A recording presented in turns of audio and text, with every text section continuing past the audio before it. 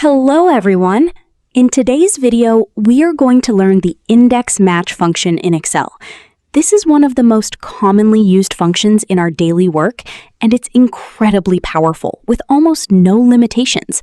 To break it down, index returns a specific value, and match finds the position of the row and column.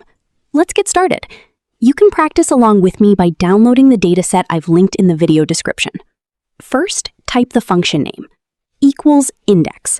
You will see arguments like array, row num, and column num. For the array, select the entire table. For the row num, we will use the match function.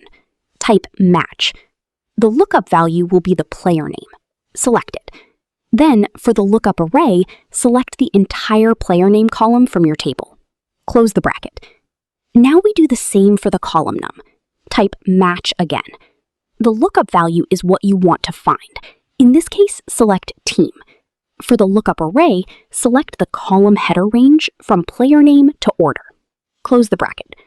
Press enter and you will automatically get the player's team. Remember to freeze your rows and columns by pressing F4.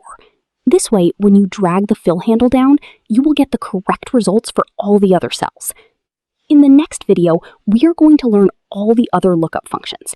This is my very first video, so please subscribe to my channel. It will really encourage me to make more videos like this. Follow my channel for more updates. Thank you, and see you in the next video.